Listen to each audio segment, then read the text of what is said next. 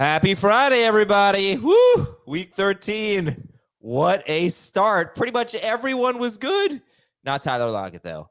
What a great game last night. Seattle, and he had a drop, but it was bad.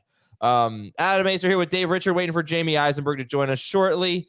41-35. We'll talk about that game. We have 6 NFC home games to discuss. Kansas City at Green Bay, Detroit at New Orleans, Cleveland at the Rams, Carolina at Tampa Bay, Miami at Washington, and maybe the best game, but probably the easiest for fantasy, San Francisco at Philadelphia. Are going to be starting most players there. Dave, welcome. You have any fun weekend plans? We're going to start the show by asking about my weekend plans. Give me a 5-second cursory answer. I have absolutely no idea what I'm doing this weekend. Okay, great. Dallas 41, Seattle 35. And I talked about this game last night with Jamie. And I said, where do we even start? There are so many fun things to talk about here. But I posed this question. I thought Geno Smith was just so good last night. And we finally saw what we were hoping that we'd see months ago when we were drafting all of these guys. Do you think Geno Smith could be a fantasy league winner down the stretch? Nope. I think he had a great game with a good game plan, with a healthy offensive line against a Dallas defense that played sloppier than usual. Next week, they play at San Francisco. The Niners have been a house of horrors for Geno Smith every time that they've gone up against each other. I am sure that the pressure will get to him, and Geno will not be a 4-touchdown, 334 passing yard superstar against those Niners. No, that sucks that they have to play the Niners next week, especially for Metcalf. It's like, like I said, sorry if anybody listened to FFT and 5 last night. I don't want to be repetitive, but everything I know about DK Metcalf tells me that he should struggle next week against Charvarius Ward, who's probably going to shadow him again, because this is what happens whenever good cornerbacks shadow DK Metcalf. But who is going to have the stones to bench DK Metcalf after Nobody. a touchdown game? Yeah. Nope. Nobody. And the nice thing about DK, comparing him to somebody like Gabe Davis, is that he consistently gets a ton of targets. So like I tried to, when I did my research on him this week, I did my research on him. I did my research on Lockett. I said to him, I realized, the matchup's going to be tough, but he gets so many targets anyway that it's impossible to bench him because of the volume. You start him based on volume. So next week you'll probably start him, but the expectations will be right back to where they were before this week. So look, San Francisco might be tough in week 14, but Philadelphia and Tennessee are the next 2 matchups after that for Seattle. And then we'll deal with Pittsburgh in week 17, but weeks 15 and 16 could be very good if something really did click for them. And for Geno Smith in particular, I think it's going to be tough to trust Tyler Lockett, obviously. But we got to talk about that running back situation, Dave, because Charbonnet had a good game. He was started in only 43% of leagues. He had 99 total yards and a touchdown, but left with a knee injury. I don't want to start DJ Dallas next week. I'm hoping Ken Walker's back, but I don't know. Anyway, what does this backfield look like going forward? Are you sure you're going to want to start Kenneth Walker next week? If the 49ers do their thing and if their run defense is healthy? If Charbonnet is out, I would expect a few more catches from Walker, maybe 3 or 4 catches or something like that, which would make him not a great start, but definitely probably not someone I'm benching. Probably not. I understand that. You'd have to have some pretty good running backs to go with him otherwise. And we'll see. Well, Pete Carroll said after the game it was a bruise. Who knows if it's really a bruise? The fact that he was doubtful as soon as he went into the medical tent makes me nervous about him. And honestly, I haven't watched every single time Zach Charbonnet's had the ball this year. He looked outstanding on that catch. It was a smoke screen, just barreled ahead. I'd love to know what his speed was on that play. But I feel like everything else he did was just kind of The touchdown was very fortuitous. It was set up by a penalty. There were tons of penalties in this game. Oh, yeah. I got a stat for you on that might make you raise an eyebrow. But overall, I thought that Zach Charbonnet was okay. I mean, the catch was great. The touchdown, you got a little lucky with him. But it's not like he did enough to show you that he's going to be the lead back for Seattle if he were healthy the rest of this year. Hello, Jamie. Good morning. Morning. Good morning. Outdoor Jamie. And okay, 257 yards of penalties, no punts, 5th game in NFL history without a punt. Jamie, we have more or less covered the Seattle Seahawks. What are your thoughts on the Dallas Cowboys from this game? Nothing's really changed. I mean, you see Dak playing. You mentioned this with Raheem Mostert, that he might be the fantasy MVP. Dak is making a strong argument for fantasy MVP as well as NFL MVP based on where he was drafted and how he's performing at the position. So love what I continue to see from him. Tony Pollard, the last 3 games has been fantastic. Brandon Cooks continues to score at home. So, trust him when he's at home to whatever degree you want to trust him. But as a number 3 receiver, I think is pretty safe rest of the way. And Jake Ferguson bounced back after 2 duds. So that was good to see as well. Him being as involved as he was and taking advantage of a Seattle defense that's really not giving up a lot of production to tight ends of late. So Dallas really just continues to hum along, and they're going to get a most likely tired Philadelphia defense again in their building next week. I had a tough time watching Pollard, and I've got Pollard on a bunch of my teams, so I was counting on him to hopefully come through, and he did come through statistically, but really not until the 4th Retro game of the week. Yeah. The Cowboys over the Seahawks. See, now you're killing the bet. Game of the week. It was awesome. Game of the week, I guess. You can't, first of all, you can't name a game of the week after the game. I can do whatever I want. Exactly. Yes. See, but Jamie, now he's going to play the song again later for Denver and Houston. He's going to make another game of the week. No, he's not. He's not. No, Denver and Houston was yesterday. I mean, I think if anything, it would be San Francisco, Philadelphia. Probably. So we got a tweet last night saying you missed the game of the week, and I texted Adam. I go, "This is perfect." Yeah, I had to. It deserved it. It deserved it.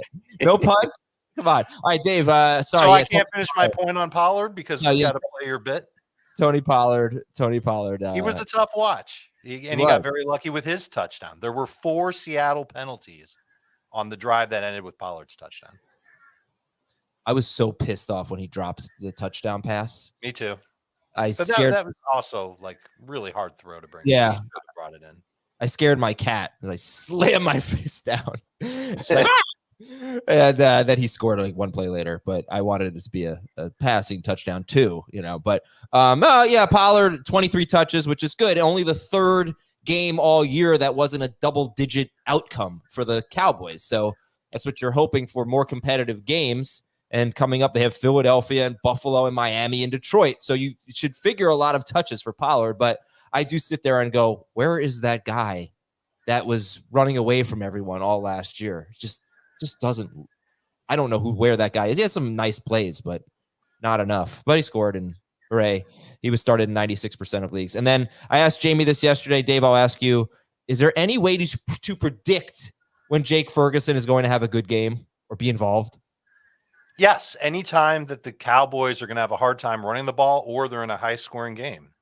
I did not think this would be one of those every week. No, for the run game, yes. But I thought the Dallas Cowboys were going to win this one pretty handily. I did not think that this would be a high-scoring shootout. Yeah. So I was wrong on Ferguson this week for sure. Yeah. Against Philadelphia, you're starting Fergie. All right. YouTube.com/fantasy football today. If you're there right now, hello. And please hit that like button. That'd be wonderful. Hit that subscribe button if you haven't done that already. If you subscribe to our channel, you can be alerted when we have new episodes that are about to come out so you don't miss anything. But over the weekend, you've got great ways to get your questions answered at youtube.com/fantasy football today, 11:30 a.m. Eastern on Sunday. We do a 90-minute show. I guess I'm lying. It's about 85 minutes. And we answer questions basically the entire time. And it's a lot of fun and hopefully very helpful for you. You can also watch CBS Sports HQ. Fantasy Football Today airs there at 10 a.m. Eastern on Sunday. So, yeah, that's what you should be doing on Sunday. Not that I'm trying to tell you how to live your life, but that's what you should do. News and notes. Oh, and more Aaron Rodgers stuff. Whatever. Kenny Pickett has fine. You guys are ranking Flacco, right? Oh, yes. Yeah. He's cracked the top 24. Yes. Head of the great Jake Brown. Running back, Travis Etienne. Let's talk about Travis Etienne. He's day-to-day, according to Doug Peterson. It's a chest injury, right? Yes. And we don't have a ton of details, but does it make sense to pick up Dearness Johnson, Jamie?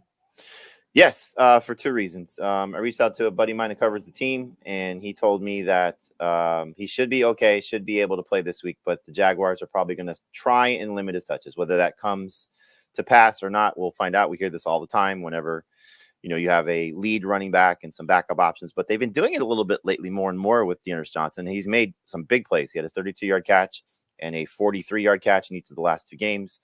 And so from what my friend told me, he was like, remember, this was the plan all along with Tank Bigsby, but as he said, Bigsby can't catch or block. So they clearly trust Dearness Johnson a little bit more. And so makes some sense as they're heading to the playoffs from their perspective. From our perspective, as I said to him, like, well, this sucks. And when I sent this to Adam, Dave, and Heath, Adam said this bleeping something. In any event, I don't think you're benching Travis Etienne if he's playing by any stretch, but you may have some tough calls at some point over the next few weeks, Etienne versus this player versus that player, and we'll see how it sort of shakes out. But I mean, look, against the Bengals, how bad their run defense has been. I think Logan Wilson's been fine, but I know he left last week's game. So you should be no concerns with Etienne if he's healthy. And just one last thing, Etienne played 59% of the snaps last week. He did leave for a little bit with the chest injury, came back. Dearness played 43% of the snaps and had a slim majority on third downs. Dearness Johnson or the people's champ, Jeff Wilson? Is to roster or to play this week? I don't know, but that's a good, I think to roster. Let's start with to roster. To roster, if you're looking long-term, I'd rather have Dearness Johnson because Achane coming back and you don't want to have three guys in the backfield as opposed to two. For this week, it's easily Jeff Wilson unless Etienne is out. Although I did have to start Dearness Johnson in the Scott Fish Bowl, but I'm doing so alongside Dak Prescott, CeeDee Lamb, and Jake Ferguson. So got off to a good start last night. Yeah, everybody be like Jamie. Start your Cowboys. Yes. Well done, sir. If Etienne does not play, should I start Dearness Johnson over Puka Nacua or Jerome Ford? Yes. I agree. Okay. Okay. And back to the news. Jared McKinnon was limited in practice, so that's a good sign for him to play on Sunday at Green Bay. Devon Achane still limited, so we'll see. Probably learn more today, hopefully during our mailbag. Aaron Jones missing practice. We're not expecting him. Ezekiel Elliott got in a limited session because, as I said yesterday, scientifically, no one misses time for thigh injuries. I don't know what that's about. Adam said the thigh is not important, or is it something to that degree? And he said, do you know what parts of the body are in the thigh? And Adam said the gluteus maximus and the hamstring. Didn't say that. I said the quad. Oblongata. I said the quad. And I said the latimus dorsi or something like that. Whatever he said. Oh, goodness. So Heath made it clear that that people do miss time for thigh injuries, but I have now won the argument because Zeke has proven my point. Nobody misses time with thigh injuries. I said he probably got a dead leg. Amari Cooper says he will play. T. Higgins says he will play. Keenan Allen missing another practice with a quad injury. Who's worried? Not me. You don't miss injuries or you don't miss games with thigh injuries. I do think, though, that this could be something to keep an eye on long term because, as his coach said, if they lose this game, essentially they're out of the playoffs. Does Keenan Allen shut it down at some point? Because he's been playing through shoulder, quad, knee, all these things that have been sort of creeping up for him. Does he decide, okay, this is too much? If they lose this game to the Patriots, then just don't Brandon Staley. You can just he's not getting on the plane. Stay in New England. Yeah. They made swap coaches, which would be good. What are we thinking? Who are you ranking in the Texans receiving core with Tank Dell and Noah Brown being limited? Dell, I believe, came back to practice yesterday, so he should be okay. And Brown is still not someone we're ranking yet. We'll find out today if we're going to rank him. Dalton Schultz too, right? Didn't Schultz miss practice? Schultz missed Wednesday and Thursday, yes. Are you expecting the following players? Demario Douglas against the Chargers. Not yet. Now. Chris Olave. Not yet, but trending in the right direction. Rashid Shaheed. No. Marquise Brown. Yes, as of now. Michael Wilson. Not as of now. All right. So if that holds up, you could still get Greg Dortch if you need somebody. Greg Dortch could be an option for you. Dallas Goedert mispractice. Also, let's keep an eye on Chris Godwin. He was limited with a neck injury that he should be fine, but he was downgraded to limited on Thursday. Dallas Goedert mispractice, so still not thinking he will play. Trey McBride was limited in practice. He got back to practice, so that's good. Dalton Schultz, did he practice? We're expecting Dalton Schultz to play. Literally just talked about this 25 seconds ago. Really? No. Yes, maybe. I don't know. You're going to have to. I asked you about wide receivers. Why did you answer a tight end question? That's on you. We brought it up. Yeah, that's not my fault. That's all your fault. Arizona released Zach Ertz. Anybody care about that? If you can still put him on IR, it's not a bad player to pick up. And I would not be surprised if there's a reunion in Philly, knowing that Goddard's forearm injury is lingering, or maybe a trip to Baltimore if they want to add a veteran tight end. He says he wants to play on a contender, and based on what he did, if you saw the news, he gave up this week's game check to get released with the idea of picking up probably some additional game checks in the playoffs. So just look at the playoff contenders. There's obviously a lot of them, but you could start to connect the dots about where he may end up. But he's no longer on IR, so you should not be allowed to stash him on IR. Unless your league rules say that you can put players who are no longer on IR in IR spots. Somebody call Heath and ask him. Yeah, ask him. All right, some defensive injuries to keep an eye on here. Still no Fletcher Cox or Zach Cunningham at practice for Philadelphia. Friday will be a big day for them. New Orleans extremely beat up against the Detroit Lions. We'll talk about that game in a little bit. Marcus May, safety. Cameron Jordan, a defensive end. And linebacker Pete Werner, who plays basically every snap. They all missed practice yesterday. Levante David still out for the Bucs, still missing practice, which would, I guess, help Chuba Hubbard. Jamel Dean, did he practice? I think he's also been out. So that would help, I guess, Adam Thielen. Myles Garrett says he's going to play. Denzel Ward, I think, still out, did not practice. Carolina safety Von Bell missed practice. And Carolina's pass defense is one that I'm very excited to talk about. Crazy stat on that. Devondre Campbell has been limited for the Packers. Linebacker Devondre Campbell. He was limited last week as well. Did not play. Right, but that was a Thursday game. So hopefully a little more time to get back. And then you probably saw the terrible news, Von Miller getting arrested for allegedly assaulting a pregnant woman that he's, I think, in a relationship with. They're on a bye, but obviously we don't like to see that. Did you mention the Lions injury, Alex Anzalone? They're starting middle linebacker. No, I did not. The linebacker, but he's good in coverage, good against the run, not expected to play for multiple weeks. I just saw a lizard eat a fly, like chase up a Justin Fields screen and catch a fly. Did anyone mention the Dalton Schultz status? All right, we'll take a break. When we come back, one question for each game, and we have a great beat the waiver wire player for you. We'll be right back on Fantasy Football Today. All right, let's do one question for each game. Kansas City is at Green Bay on Sunday night. How much confidence do you have, Dave Richard, in the Green Bay passing game? Not a ton. Did you bring up Jaden Reed as someone who might not play? What the hell? No, I skipped over him. I have him in the notes. I skipped right over him. You skipped right over Jaden Reed. That's a big one. If they don't have him, he's basically been their best stat producer the last 3 weeks. Fantasy managers who have him know that. And if he doesn't play, it would mean someone else would have to step up into the slot, and it would make the matchup that much harder. No, I'm not a huge fan of anybody other than Reed, because he would be a short area target for Jordan Love if he were to play. We'll see if he practices on Friday. If he does not play, though, would you be more confident in Christian Watson or Romeo Doubs? Dobbs a little bit, Watson no, because I think Watson's the one who gets the L'Jarius Sneed treatment. All right, Detroit's at New Orleans. Jamie, make sense of the New Orleans wide receiver situation. If Chris Olave plays, he's a must-start player. If Chris Olave is out, I would lean more toward the tight ends than I would the receivers in terms of how I would like them. So I would lean toward Taysom Hill just because of what he does first. But Juwan Johnson, as we saw last week, season high 7 targets. So he'll be more involved. So both have top 10 upside. In terms of just the wide receivers, it's tough to say you can trust and start A.T. Perry, Keith Kirkwood, or Lynn Bowden.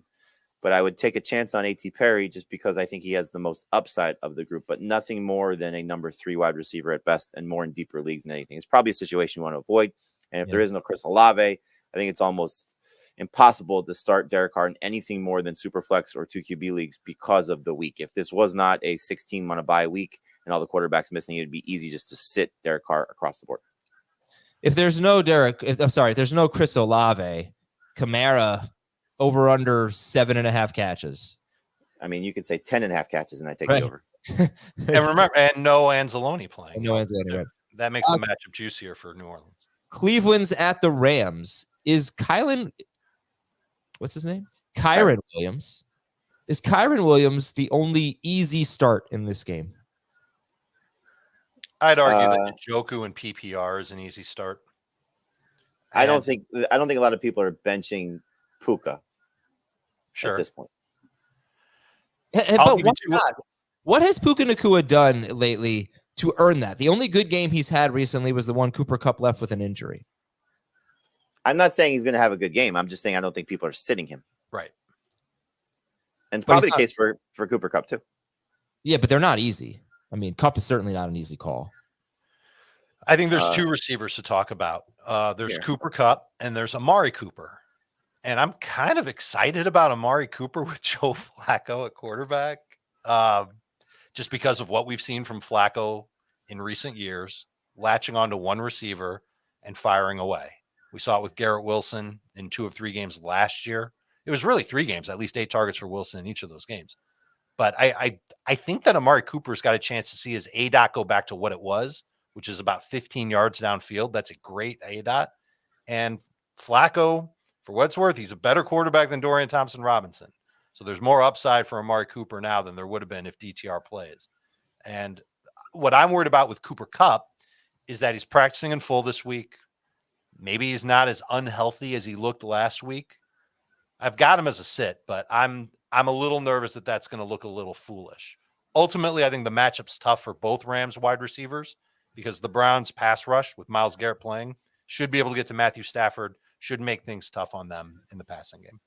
To your point, Adam, the start percentage right now on our site for the receivers in this game, Puka Nacua is the highest at 80%, which is obviously down for a lot of the season.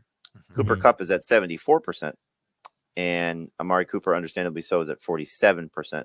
He is the least projected of the trio, but I think some of that has to do with Kupp and Cooper, with people in their leagues probably not paying attention at this point. So maybe add 10% to those guys. What about the injury tag next to their names as being a reason why people? Well, Kupp hasn't had an injury tag for 2 weeks, so he should be okay. And Cooper's got probably a big part of that. But it's also the projections are very low for Cooper, I'm sure, because of the injury. Okay. And yeah, I'm just saying that I don't think Puka is an easy call. I mean, I have him in 2 leagues, and one league is a 2-receiver half PPR league with a flex, and I'm sitting him. And one league is a 3-receiver full PPR league with a flex, and I'm starting him. I wasn't making it out to be that he's an easy start. I was just saying I don't think most people are sitting him.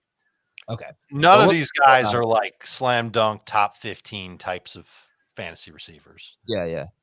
Carolina's at Tampa Bay. Starter sit Adam Thielen. And by the way, he is getting very, very close to Magic 8-ball territory. But starter sit Adam Thielen. So 2 bad games out of 10 is Magic 8-ball territory. Yeah. Go ahead. No, I'm starting. I think, again, 6 teams on a bye. This secondary has been awful. I'm curious to see how the new coaching staff and play calling, helps or hurts Adam Thielen. But if the idea is to get Bryce Young going, which is what the idea should be, it should have been all along. I don't think let's not help him with his best target. Now you can say, okay, maybe feature Jonathan Mingo and see what they have there a little bit more.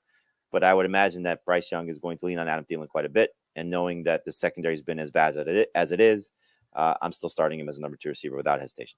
What do you remember about Adam Thielen from weeks 8 through 10? I'm guessing he was really good. Nope. He was okay. He had a couple. He was either okay or terrible. And those were the 3 games that Thomas Brown was calling plays for Carolina. Frank Reich gave up the play calling, and then he took it back. He really hasn't been great since the bye, but I think he can still get you close or a little bit over 15 PPR points against the Bucs. So I've got him as a low-end wide receiver too. Ahead of the Rams guys? I have him ahead of Cooper Kupp for now. Yeah, ahead of both. Miami at Washington. What do you do with the Dolphins running backs if Devon Achane plays and if he doesn't play? Dave. I'm going to start Mostert either way, but I will dial back expectations considerably if Achane plays. I would expect Achane to play about 25 snaps, get about 10 touches. Maybe he gets 100 total yards. Maybe he scores, but I think Mostert would play more.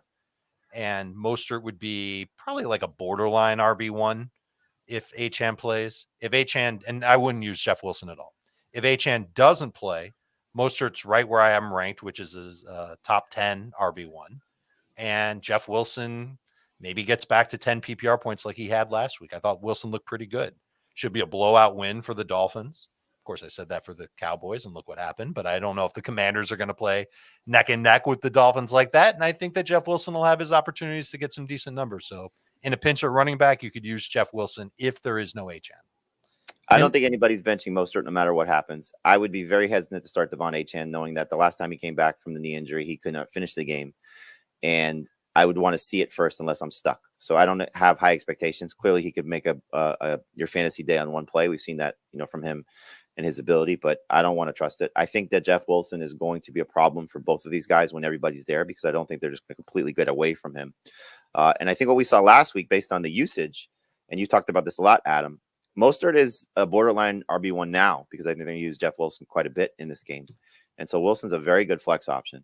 Mostert is, just they're safe, easy, trustworthy guy. But I don't think we've seen it I don't think we're going to get back to him being heavily involved in the passing game. I just don't know if they want to use him in that regard.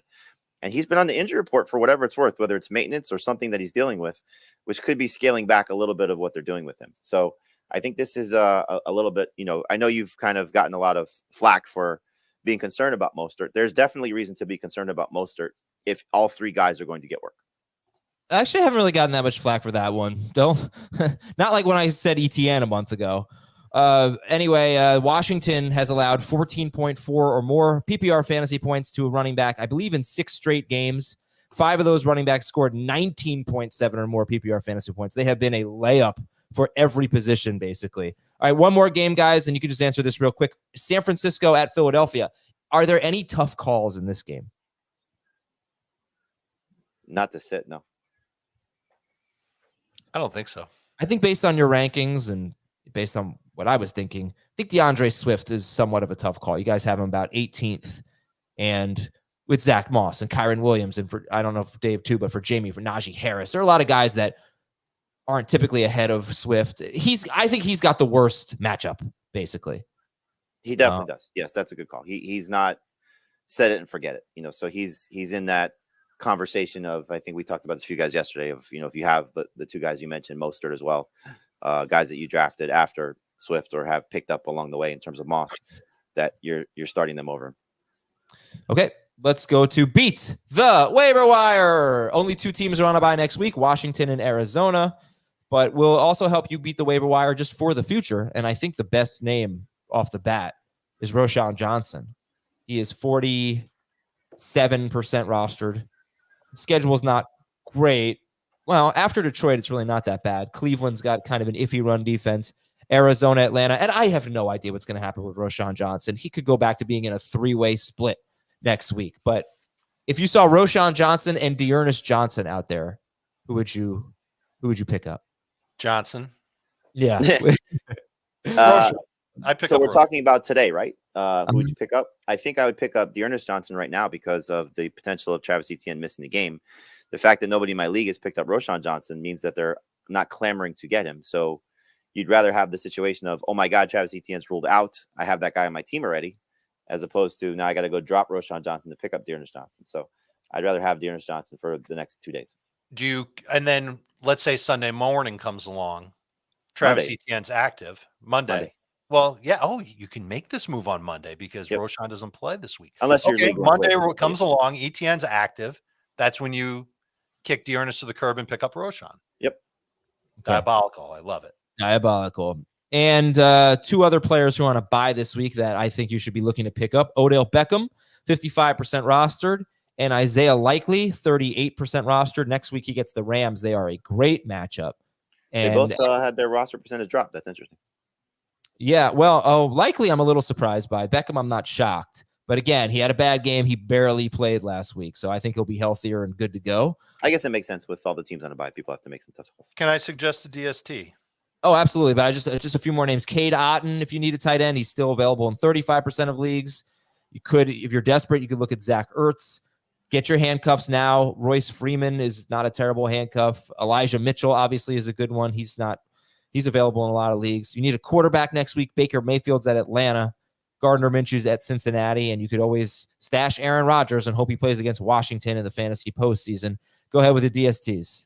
I'm going to name 5 teams. Think of the quarterbacks on these teams. Tell me if you would want a DST playing these 5 teams. Tennessee, Cincinnati, Yes. Pittsburgh, Yes. Atlanta, Yes. Las Vegas.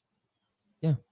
Those are the opponents of the Indianapolis Colts over their Oh. next 5 games starting this week, and they've scored at least 18 fantasy points in leagues that reward fantasy points for yardage allowed. Yeah, they have 15 sacks in their last 3 games. And Grover Stewart's coming back, who's a big defensive piece for them. Oh, Super Grover. Okay. You sound like a stressed out Grover when you do that voice. It's like if Grover and Cookie Monster were one monster. Oh, Super Grover. Oh, nom, nom, nom, nom. Yeah, that's okay. So that was a perfect Cookie Monster. Thank you. Love that one. I But I haven't think you need to be a little more lax and higher pitched on the Grover. Grover. I can't really do higher pitched anymore. It's been a while, you know. Like I might have to drop the game of the week music down an octave next year. Kansas City at Green Bay. Stat of the game, number 1, the Packers. Okay, I got conflicting stats here on Rashee Rice. The Packers have allowed 15 or more PPR fantasy points to a wide receiver in every game that was not started by Brett Rippon or Kenny Pickett. But, you know, when you look at the profile of Rashee Rice, and you look at all of the wide receivers out there who have had 40 or more targets, there are 3 wide receivers who are in their own little world in terms of ADOT. They are the only 3 receivers with an ADOT below 5 yards. And they are Wandale and Rondale and Rashee Rice. So It's not a good neighborhood to be in. Exactly, right? You know what is a good neighborhood to be in? Oh, the Sesame Street neighborhood. All right, sorry. Anyway, so it's a good matchup, it seems. They usually give up production to one receiver, but it's hard to trust someone who never does anything downfield. Just I know he had the back shoulder fade on one play, but that was out of 10 targets. So starter sit Rashee Rice. My ashamed colleagues. I think he said it best. I think he was in on Wednesday or yesterday's show. That had to be Wednesday, I guess. That you're just kind of hoping that the trust factor is there now, and that the throw you referenced, I know Heath referenced the same one, that's the Mahomes trust throw, and that the targets are the Andy Reid and Mahomes trust factor. We all, know that they were missing some guys. No more Mecole Hardman, for the next 3 games at least. No Kadarius Toney last week. No Jerick McKinnon last week. So some guys that clearly have been factors, whether there's trust or not from Mahomes and Reid, they're gone. But I do think there's something to be said for rookie wide receivers coming into their own as the year unfolds. We've talked about this for the last several years, that this is the jumping off point. And so I'm going to buy it because of 2 things. 1, that last game. 2, 6 teams on a bye. 3, Patrick Mahomes. So I'm starting him this week, and I'm not even thinking twice. The ADOT is low, but he's still averaging, like last week, for example, he averaged 13.4 yards per catch despite the 4.3 ADOT. And his route metrics, I don't know if you guys got into this. They were outstanding last week. Route participation rate of 68%. That was a season high. Yards per route run, 4.12. Target per route run, 38.5%. That's huge. That's almost 4 out of every 10 routes that he ran. He got a target last week. And I know that Jair Alexander's coming back for Green Bay. I'd be surprised if he locked on to Rashee Rice. Yeah. I'm starting Rice. I think that he's evolving in the right way. And he's got a nose for the end zone. He's had that since college. I say that every time I talk about him. No, but it's a good point. It's a good point. Rashee Rice or the Rams guys? I have Rice over Cup right now. I do too, and I think I'd like to have Rice over Puka as well. Okay. What do you agree with this comment from the chat? Adam is made for Nickelodeon. Azer is definitely made for Nickelodeon. Yeah. I think it would be poetic if I got to be on the new edition of Slime Time. Did you audition? Right? I shouldn't even have to audition. Like, you know, they know what I can do. I can take. Be a goofball. That reminds me better for Nickelodeon, and David is better for fantasy football. You'd have to play fantasy football for that to be the case. That reminds me of a Friends episode where Joey was auditioning to be the twin brother of the character he played on Days of Our Lives, and he said, "Who's better than him? Who looks more like him than me?" I thought you were going to say when Joey was going to host that show Bamboozled, and he have the Wicked Wango cards. I don't remember that one. Oh, I do. Yes. All right, Isaiah Pacheco. Oh, sorry. Let's go to Patrick Mahomes. Start Patrick Mahomes. Let's go to Isaiah Pacheco here. Like or love Pacheco this week against the Packers? Not as much as I did last week, especially if McKinnon does come back. But clearly, there's nobody benching Isaiah Pacheco right now. I have him ranked as if McKinnon's not going to play and he's top 8. Learned my lesson from last week. But if McKinnon plays, it's going to take some work away from Pacheco. Probably lower him into the top 15 range. How do we feel about? Do we know if Taylor Swift is attending this game? No, it's not part of my research routine. Well, don't know. All right, Kelsey. I think we'll start him. But somebody made that joke a few times yesterday when they saw the Chiefs were actually flexed out of a game. I think it was they're flexed out of the Monday night game, right? They were. That, that somebody said ESPN must know that Taylor Swift not coming to the game. Yeah. Well, he'll never go out of style anyway. So Jordan Love. You see how bad, by the way, that the Patriots are, that when they show a graphic, they're not showing any players. They're just showing Bill Belichick. Oh, really? Yeah. It's Bill Belichick versus X team. Yeah. Next Thursday, Bill Belichick versus. That's right. That's what it was. It was Bill. It was exactly that. It was the promo for next Thursday's game. It was Belichick and who was it for the Steelers? Oh, TJ Watt. Yeah, TJ Watt. Yeah. Not JJ Watt. Jordan Love is just outside the top 12. So the other stat of the game I had for this, I told you about the Rashee Rice stat and the Packers against receivers. The other stat was Jordan Love deep balls. He's getting so much better. In his first 7 games, he was 8 of 36 on pass attempts of 20 or more air yards. He completed 22.2% of his passes on deep balls. I'll call those deep balls, 20 or more air yards. In his last 4 games, he's completing 55.6% of his passes of 20 or more air yards. So he's just playing a lot better, understanding the offense better, according to Matt LaFleur, who said it's easier now to be more aggressive with Jordan Love. But this is a team in Kansas City that has just been a quarterback beater, right? I mean, Justin Herbert, 12 points, Russell Wilson, 8, Jalen Hurts, 18 with 2 rushing touchdowns, Tua, 13 points. How could I have any confidence, Dave Richard, in Jordan Love?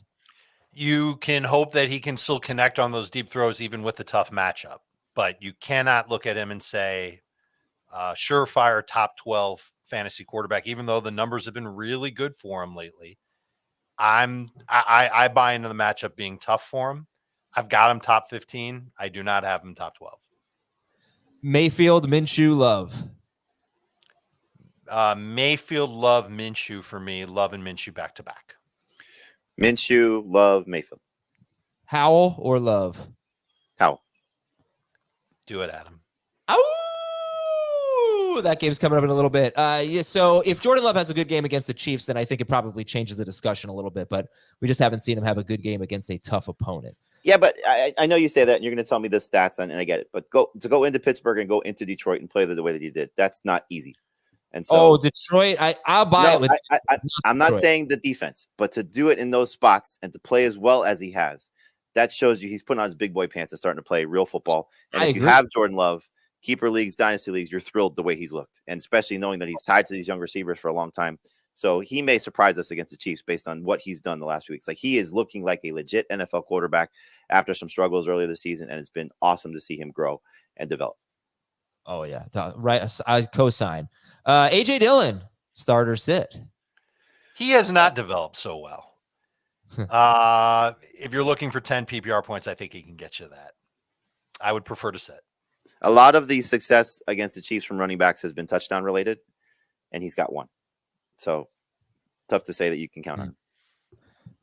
They do give up they give up 4.8 yards per carry to running backs, but I know it's still tough. He's right around 24 in the rankings, AJ Dillon. We'll compare him to other players. David A asks, hey, Cookie Monster, Love or Purdy?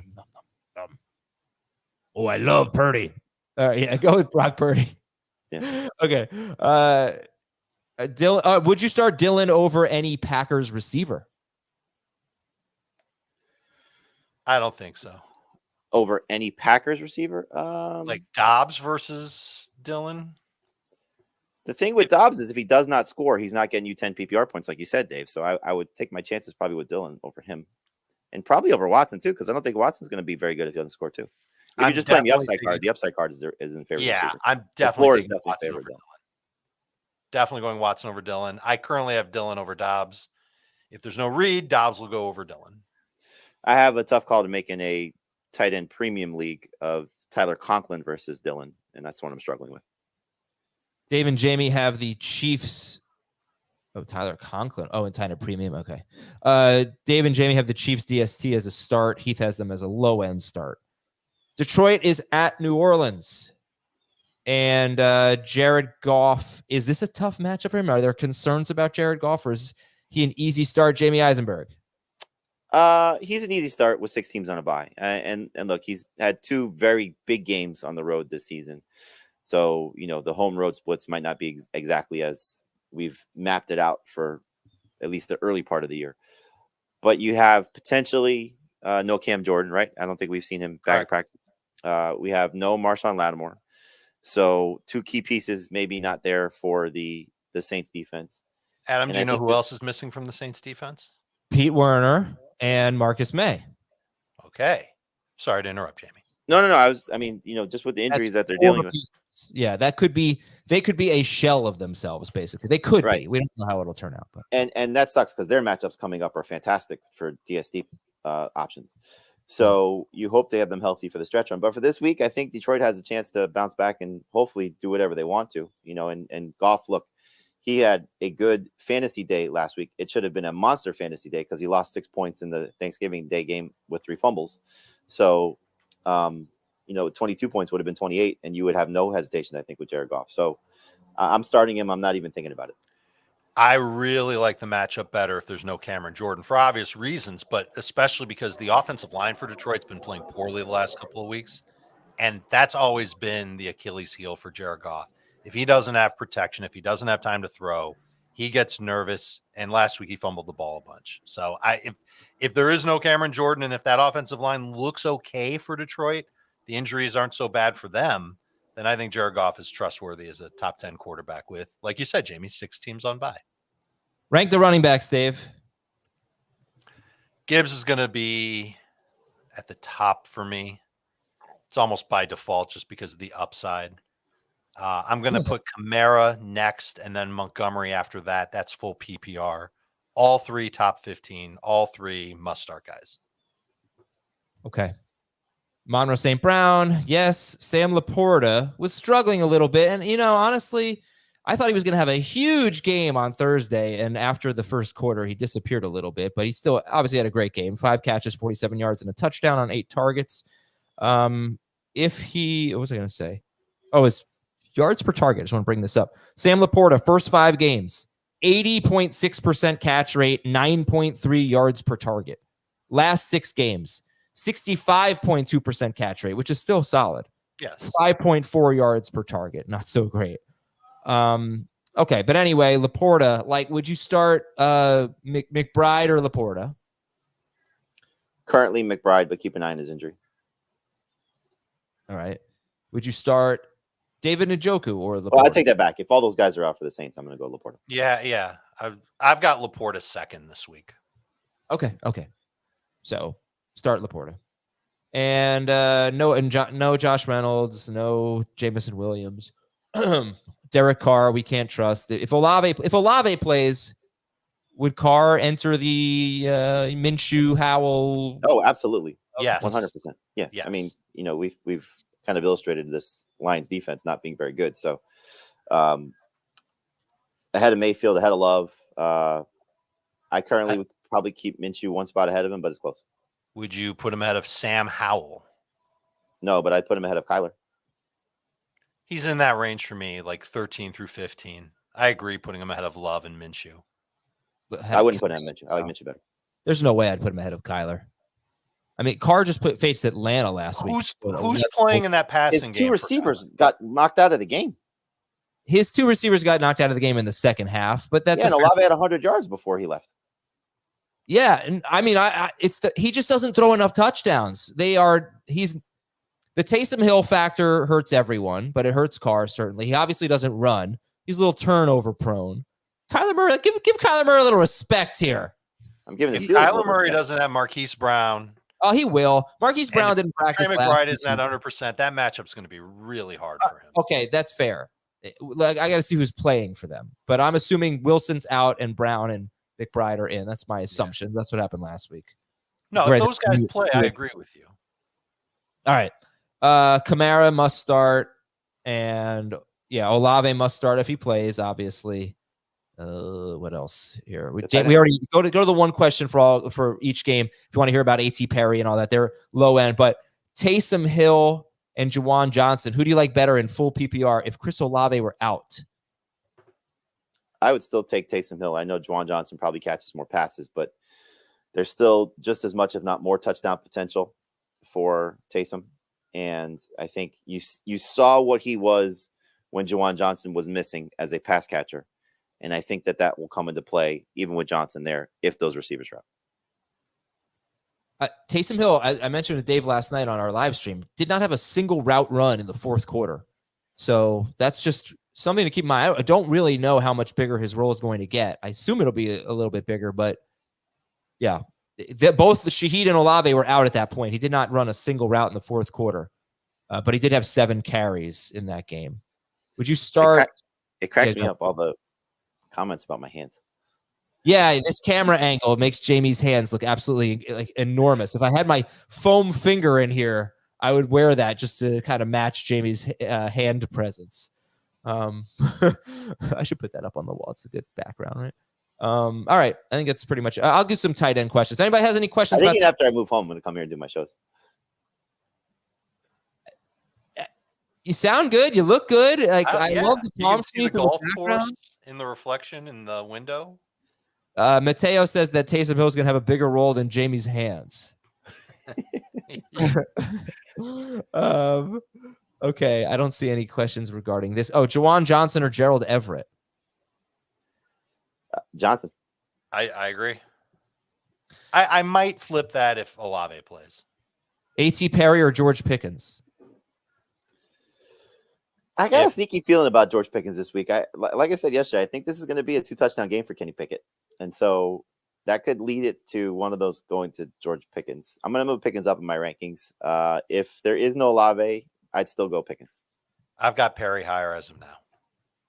It's funny, and I'm not disagreeing with you, Dave, how we're like, A.T. Perry, he's got like 4 catches on the season. I know. Well, it's about the opportunity, and but even last week when he had the opportunity, it wasn't something he took advantage of. 2 weeks in a row, he's had the opportunity since Michael Thomas got hurt. He's running almost every route, and he's getting no targets. Yeah. So as we said, it's a deep league thing. And yes, you should grab Goff and start him over Kyler. That's showbiz. Let's take a break. We have 4 games left. I'm challenging you guys, 20 minutes for 4 games. I think we can do it. We'll be right back. Cleveland at the Rams, the game everyone's been waiting for, when we come back on Fantasy Football Today. Well, the Giants aren't playing this week, so I have to make fun of some teams. So I'll just pick the Cleveland Browns, who are super boring. They are facing the Rams, who have been super disappointing from a fantasy standpoint, those wide receivers. Stat of the game, this is weird. Jerome Ford has scored exactly 11.9 PPR fantasy points in 3 straight games. And Jerome Ford has done that on 17, 12, and 9 carries at Baltimore, Pittsburgh, and at Denver. Played 70% of the snaps last week, though. Starters sit Jerome Ford, Dave. I'd start him low-end RB2, hoping that he gets decent volume, some extra catches. It's not an easy matchup. But I also think that this is a different type of look for the Browns offense with Dorian Thompson-Robinson not on the field. So the Rams are going to have to respect the pass a little bit more, and it'll make things a little bit easier for Ford to get some yards. Okay, are we starting both Lions running backs over him? Of course. Yes. Okay. Sometimes I have to ask the easy ones. Are we starting Najee Harris or Jerome Ford? Najee. Ford to me is, I have 3 guys, I believe, ranked in my top 24 that I hate. Javonte, Joe Mixon, and Brian Robinson. And no, Robinson's outside. I don't like Robinson this week. Javonte. Oh, Dylan. AJ Dillon.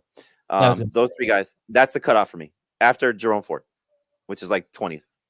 Oh, yeah, so you have it's almost exactly what I've got. Okay.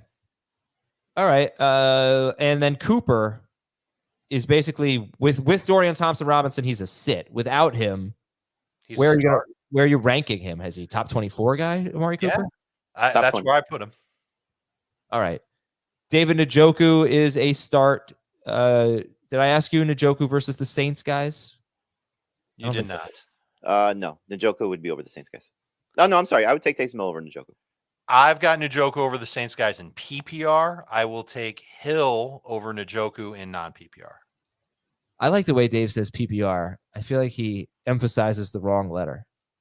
Like you do in PPR, as if there were a different letter that could go before the other PR. So that's now two things you pointed out about other analysts, the things that they say.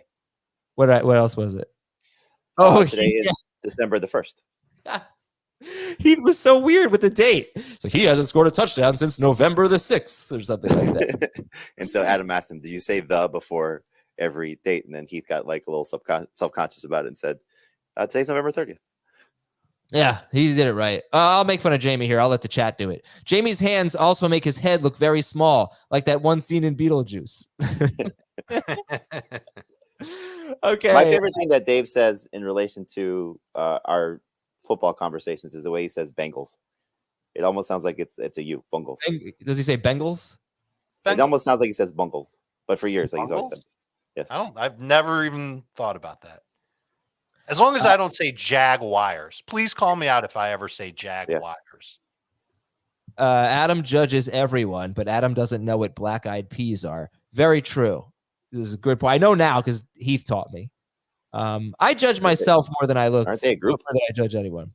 Okay. All right, here we go. Matthew Stafford sit. And okay, again, Kyren Williams. So is this a difficult matchup? And is there any hesitation at all with Kyren Williams? It is a difficult matchup. No hesitation with Kyren Williams. I think, the thing that's been fun to watch about the Rams this year and Sean McVay, like this is such a great coaching job he's doing with this group, how this offensive line has been missing guys, had their guys there. They get everybody just to work together. They move guys around. We didn't think Kyren Williams was going to be very good, and he's been amazing. And it's been different varieties, touchdown related last week, receptions and running the ball. I just think that right now he's got the chance to be, again, we talk about Mostert, Dak Prescott. This is a league winner. And, for where he was started the season, he's certainly between him and Puka, the best waiver wire pickup of the season. And so the fact that he came back off IR and looked the way he did, all systems go. Top 10, if not top 5 running back. Okay. And the Browns actually have been struggling a little bit. They give up 4.5 yards per carry to running backs. They've given up 4 rushing touchdowns to running backs in their last 3 games. And I think when your offense is so bad, I do think it compromises your defense a little bit. And that might be what we're seeing here. Just on the field more, potentially worse field position. I haven't looked into that. But I feel like there's a correlation between the Browns DST actually and Dorian Thompson-Robinson.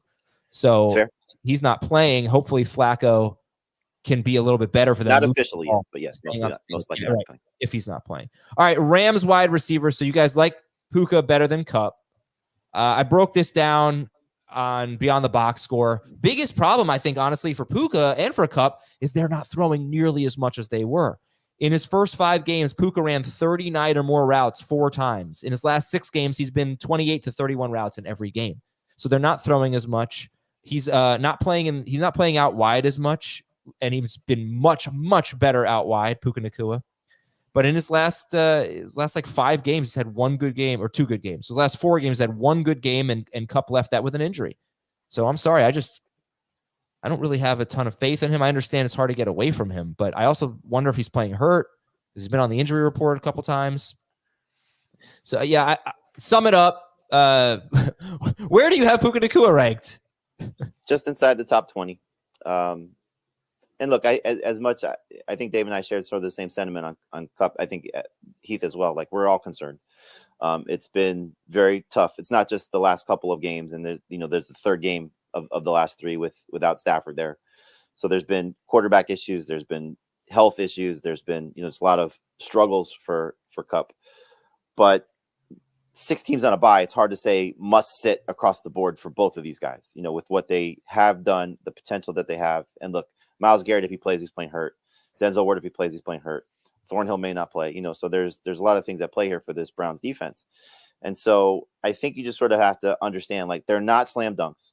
They're not what they either thought we were going to get from Cooper Kupp or what we had been getting from Puka Nacua. But you got to really have a loaded roster to sit these guys and sit them comfortably.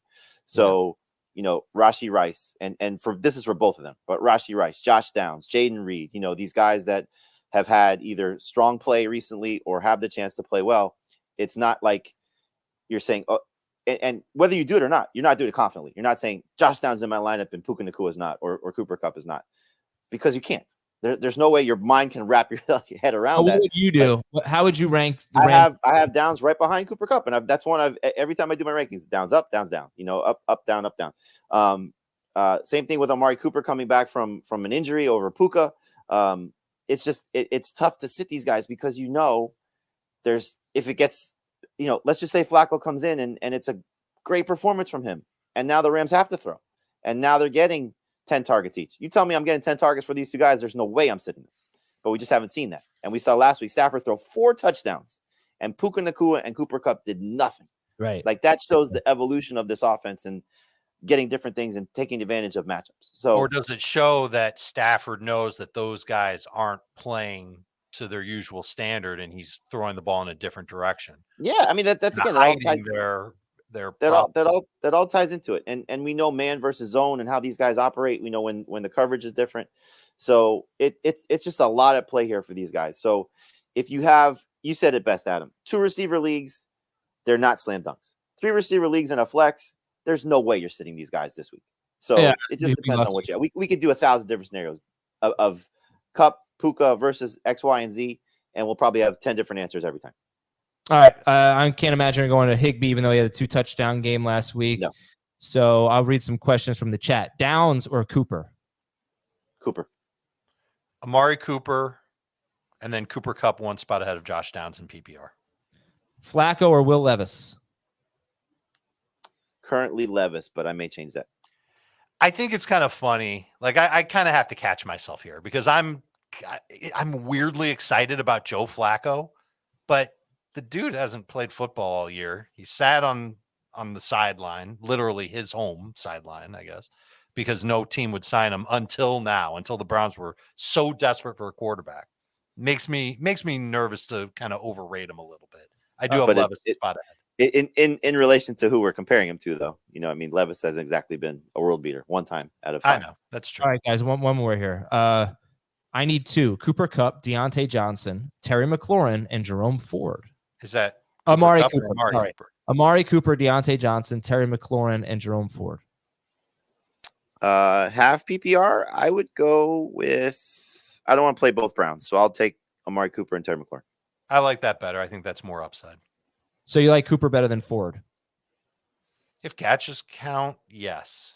Yeah, I mean, look, Cooper, when he's had competent quarterback play, and we're like Dave said, we're putting a lot on Joe Flacco right now. But when he's had competent quarterback play, he's been good. All right, that's it. Oh, Browns DST. Oh, which DST do you like better, actually? If Flacco plays the Browns, if DTR plays the Rams. I've got them back to back. I've got the Rams a spot higher. Okay, you can get away from them. You go with the Chargers this week, Falcons, right? Yep. I like the Falcons and the Colts, Jaguars. Jaguars. Carolina, Tampa Bay. All right, 8 minutes for 3 games, guys. You ready? Carolina, Tampa Bay. Stat that does not Tell me more about how I say NFL team names. Well, somebody brought up that Heath says Bingles, like Pringles, and that is actually, I think, pretty true. Stat that does not make sense. The Panthers have the lowest. Okay, the Panthers have the lowest pressure rate in football, despite having the 4th highest blitz rate. And yet they allow the 4th fewest fantasy points to quarterbacks, and they're 8th best in yards per attempt allowed. Starters are Baker Mayfield. I'm going to sit him for 2 reasons. For whatever it's worth, however it gets done, whatever the scenario is, quarterbacks just don't play well against Carolina. They just don't. And it's tough to trust him when he's coming into this game less than 100%. Had to get an MRI on his ankle. You know something's wrong there. So if it wasn't the potential of a revenge game narrative that he wants to stick it to Carolina after everything that unfolded there, I'd be really, really out on Baker. But he's a top 15 caliber quarterback this week. So not a horrible bye week replacement, but not somebody that I'm thrilled to start. Would it shock you? Would it totally shock you if this ended up being a competitive game? Not necessarily like 41-35. If it's a competitive game, they should fire Todd Bowles. Like they should have their way with this team. I agree, but that's not going to stop me from thinking that there is a chance that Baker will have to do more than just hand off and throw short to Rachaad White. Part of the I think the big reason why quarterbacks in passing games don't do much is because the Panthers see just 29 pass attempts per game. Yeah, that's the 2nd lowest in the league. The Browns see even less. I don't hate Baker this week. I've got to do a little soul searching between him and a couple of other quarterbacks that are on the QB1 starting line, I guess you should say. Okay, and let's make this game easy here. The only Panther you're considering is Thielen, although does anybody have any thoughts on starting Chuba Hubbard this week? A few. I mean, look, I just told you some start percentages. Who do you think has a higher start percentage? Amari Cooper, knowing that he's dealing with an injury, or Chuba Hubbard? Chuba has the higher start percentage because Amari started the week on the injury report. That's going to change. That should change, right? That's going to change. I agree. Let me just confirm because I saw it yesterday, but it was Cooper by 2 percentage points. Oh, okay. But you should be starting over him. Chuba Hubbard is now it's 3 in favor of Cooper. So 44% people still start Chuba Hubbard. Okay. I believe Chuba had a pretty sizable workload with Thomas Brown in weeks 8 through 10. Calling plays. You can put that back up, Adam. I can answer that question. Where's Jamie DuPalma basketball throughout the entire? So in high school, I dislocated my thumb, and as a result, with my left hand, I could palm a basketball. Oh wow! Look at that. You're like not my right hand. You're like Gibbs or Murphy. How did you dislocate your thumb?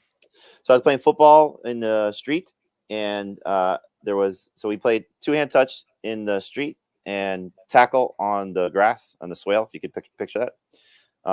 You guys growing or living in Florida know how that looks in most streets down here.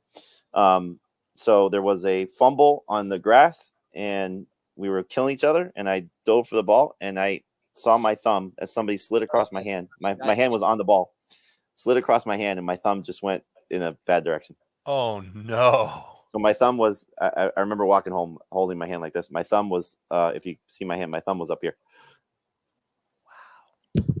I had to take my headphones off. I can't even listen to this. The best part about that is the doctor in the hospital is like wrenching my thumb back into place. It was the most painful thing I've ever had. And I'm just screaming F-bombs. I think I was 15. I'm screaming F-bombs the entire time. And he stops and he goes, you're a pretty funny kid. And I said, thanks. Can you fix my effing thumb now? And so it was right before the doctor says, all right, we can't get it. There was like 20 minutes of them just like wrenching my thumb. It's so painful. And he says, all right, we're going to give it one more try, and then we got to operate. And I hear a click, and I go, it's good. I don't even know if my thumb is right still, but oh my gosh. I heard a pop, and I was like, oh, it's good. It's good. It's good. Get me out of here. And it felt better immediately, right? I mean, I can't deal with it. I still had to have a cast for 6 weeks, but it was brutal. It was so funny. All right, can we get back on track here? I have a very weak stomach. Wait do you see, and I don't wish this on your children, my stretch. When they get hurt, I don't care. One time when I was in 8th grade, I cut my finger and I cut a blood vessel, and blood started squirting out of my finger, and I almost passed out just from looking at it. I was so scared of like my own blood. So what do you do when you have to give blood? I pass out. I can't give blood anymore because I passed out last time I gave blood. Really? I need smelling salts. You ever had smelling salts? Holy cow. What an experience that is. It's awful. Awful. All right. Anyway, Chuba Hubbard is a number 3 running back. Rashad White is a must start. Mike Evans is a must start. Or we were this team, I tell you, it's a tough matchup. But can you get away from Mike Evans? No way. Yeah.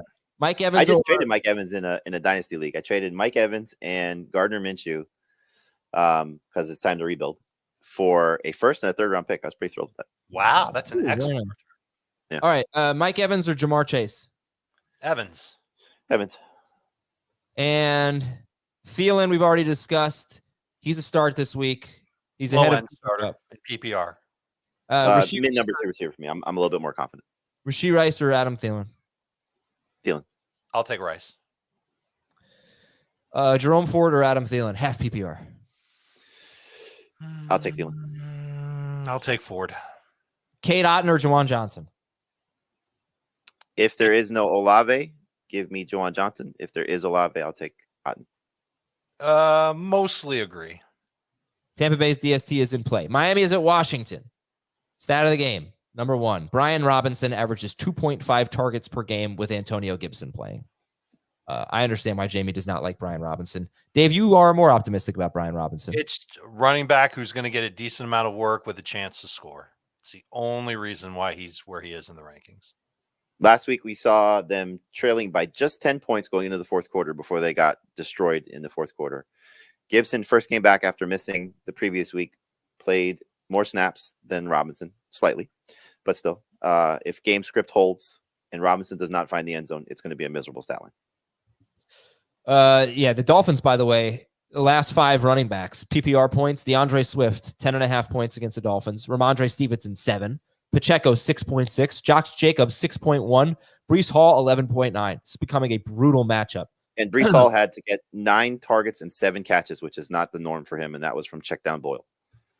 Washington, stat of the game number 2. Washington, I already said this one. Washington sucks against running backs. Start your Dolphins. If you want to hear a breakdown of Dolphins with and without Devon Achane, that was in the one question for each game segment. We gave a very thorough breakdown of that. Tua is the number 2 quarterback this week. I think number 3 for Dave. Tyreek Hill, Jalen Waddle are easy starts. Let's go to Washington here. Sam Howell's at borderline here. So I know you guys like him better than Jordan Love. Kyler Murray or Sam Howell? Howell for me. I'll take Kyler. Sam Howell, 6 straight games with 42 pass attempts. He's been very consistent with his passing production. It's a matter of how much touchdowns he'll get versus how many interceptions he'll throw. Dolphins just lost arguably their best pass rusher in Jalen Phillips. And so I think just based on how game script, opportunity, volume, I think Sam Howell was a borderline top 10 quarterback. I forgot to mention Javon Holland for the Dolphins. Safety hurt his knee Friday against the Jets. He has not been practicing, so he may not play in this game. Both guys out. Yep. I think I could just direct you to the one question for each game, but I don't want to do a complete disservice to Devon Achane, probably maybe the most significant player in fantasy at one point. So, okay, if he doesn't play, I would sit him, just me. But if he does play, would you start Devon Achane or AJ Dillon, who I know you're very hesitant to play? Dillon. I just think there might be a little more upside with Achane that I would take. There's 100 times more upside with Achane, but there's more downside too. They both have downside. He played one game coming back from IR with the injury and got hurt again. And they are going to be so cautious. I'll tell you, the thing that scares me the most is this field is terrible. It is one of the worst stadiums in football. And why they would risk playing him on this field, knowing that they're going to the playoffs. Forget about what seed they are, wherever they slot in. They're winning the AFC East. Why would you risk playing him? It just makes no sense. And so if they want to give him some game action, fine. He's not going to play more than 10 snaps. I can't imagine that's the case. Don't play Devon Achane. It's going to be a disaster. Okay. And Antonio Gibson. How do you guys feel about him this week? I would not be surprised if he's better than Brian Robinson this week, especially if Robinson does not score. Actually, Dolphins. I'm sorry, Dave. The Dolphins have got the second fewest catches to running backs. I don't know if that matters for you. It absolutely matters, but that factors into. We've seen Brian Robinson's game logs this season, and if you watched it, he's so touchdown dependent early in the season. Then you had the 2 spike games without Antonio Gibson. the Seattle game where Gibson got hurt, and then the next game where he was just doing everything, and he had 13 catches in those 2 games. Like, that's not his norm. And so if he's struggling against this team, you just listed the running backs. How good is that laundry list of teams that the Dolphins just shut down? So No, I talk about yes, Gibson. No, I'm agreeing with you. But Robinson, I don't think is going to have a factor. So where does Gibson have a chance to win? Well, if Sam Howell is doing Sam Howell things, 42 plus pass attempts, who's on the field more in those situations? It's most likely going to be Gibson, especially if the Dolphins offense shows up. Like Dave said, I agree. This should be an easy win for Miami. And so this could be a 2-touchdown deficit. Now, granted, the Commanders just fired the defense coordinator, so we always see some changes. Look about Pittsburgh last week. Whenever there's a coordinator change, things tend to improve. I don't know if the Commanders have the personnel to make things improve.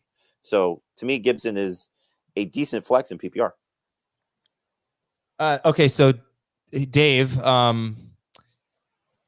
the Commanders wide receivers, I'm sorry. McLaurin's been slumping a little bit here.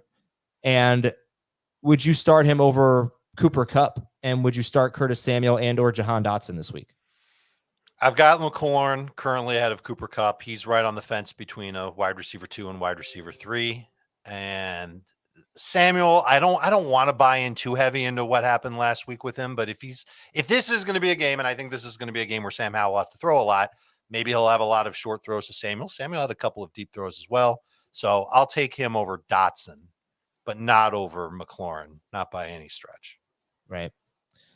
Would you start Christian Watson, or how many Commanders receivers would you start over Christian Watson? 1. 2.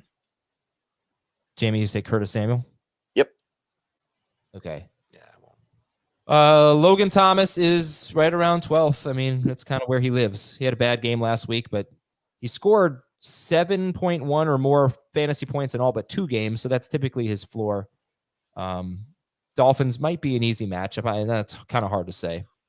And the Dolphins DST is also, I don't know if I'd be starting them, honestly. I don't know why you guys have them ranked so high. Turnovers, sacks. Sacks, yeah, that's a good point. They should listen, against a better offensive line, the Jalen Phillips loss would be tremendous. And you will see that happen later on this year. I'm looking at the schedule now. They got Dallas. They got Baltimore. Dallas. Yeah, that game against Dallas, they're going to really miss Jalen Phillips. They will not miss him this week against this bad Commanders offensive line. The one thing, though, to note is Van Ginkel as Einhorn is not a bad pass rusher as well. Nope. And Sealer makes plays. Or Seiler.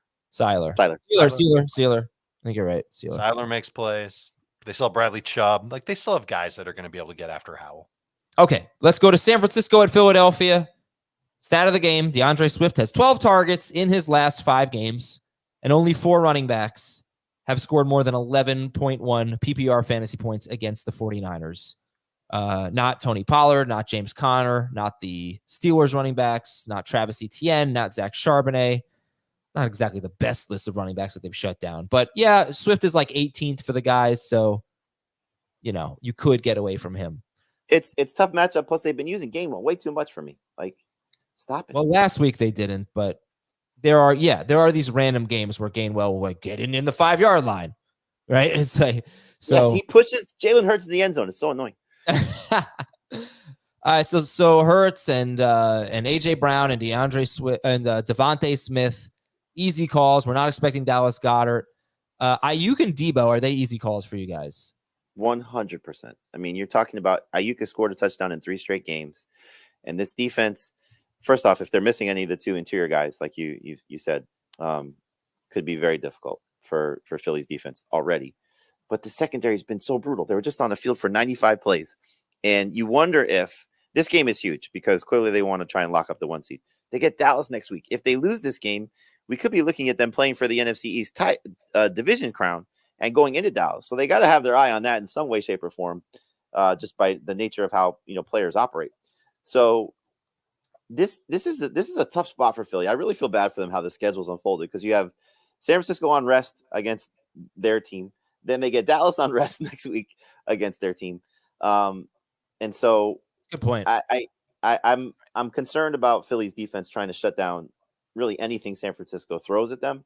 And for Debo, man, you talked so much trash this offseason about how this game would have been if Brock Purdy was healthy, that James Bradbury's trash. You better back it up. And look, he's got 15.9 PPR points or more in 2 of his last 3. I know it's, it's hard to peg how he's going to get it done because of the rushing statistics, but the secondary is so beatable already. Like, he should have a big game. So both guys top 12 caliber. Okay. And Dave, tell me the 5 quarterbacks you'd start over Brock Purdy. Are you going to hit the music now? No, I swear I wasn't planning on it. I can if you want. Dak was 1, Hurts 2, Tua 3, Mahomes 4, Stroud 5. And I might put Purdy ahead of Stroud. I think the 49ers. Not the music I was thinking of. But we'll take it. I think the 49ers really whipped them. To underscore Jamie's point, they're beat up on defense. They played 92 snaps. It's a shorter week for them than it is for San Francisco. Niners clearly have avenging their playoff loss last year. It's such a high stakes game in the NFC. I think the Niners are going to be able to put up a big number. All right. That's it for today's show. Sit the Eagles DST, actually, but are you starting the Niners DST? I would. Yeah. Top 10. Niners or Falcons, Chargers, Jaguars. The thing is, you say that if you have the roster spots to maybe make that decision, I wouldn't. But if you really want to go that route, you can do that. But to drop the 49ers DST to pick up those, that's insane. Yeah, no, don't do it. I don't know. If you need a win this week, if you need a win, okay, I am not starting the 49ers DST against the Eagles. Yeah, I made that mistake last week from I thought the Chiefs would be better, and I sat the 49ers DST. It cost me a win. The Chiefs have a great defense, though. You should. That was just a weird week. You made the right call. It was, but now I did the same thing with the Ravens. I dropped the Ravens for the Browns last week. There are a lot of people right now that are looking at their game score, their fantasy matchup, and saying the Cowboys DST killed me. Absolutely killed me. Absolutely. But let's talk about the Cowboys DST is one of the best in the business, right? They were terrible against the Eagles. The Bills terrible against the Seahawks. The Jets were good against the Eagles, and the Chiefs were good against the Eagles, and the Dolphins were too. But most teams are terrible. Dolphins scored a touchdown. All right, we're out of here, everybody. Have a great weekend. We'll talk to you. Oh, we had some very funny comments, by the way, about how big of a wuss I am. I'm sorry, I'm not going to do the mailbag. I would like to hear Dan's take on you being a wuss. I only eat white pizza. Red sauce makes me queasy. That's great. I don't care that red wine is good for the heart. Adam couldn't watch WWF in the 90s. Let's see. Oh God, there were some really good ones here. Yeah. Anyway, sorry I lost them, but good job, everybody. Way to make fun of me. I welcome it. And Jamie has those huge hands. I'm sorry. I'm trying to find these. Oh, Adam's least favorite fruit is a blood orange. All right. Have a great weekend. We'll talk to you on the mailbag. I forgot that Jamie's not on. That's the one you ended with. Later.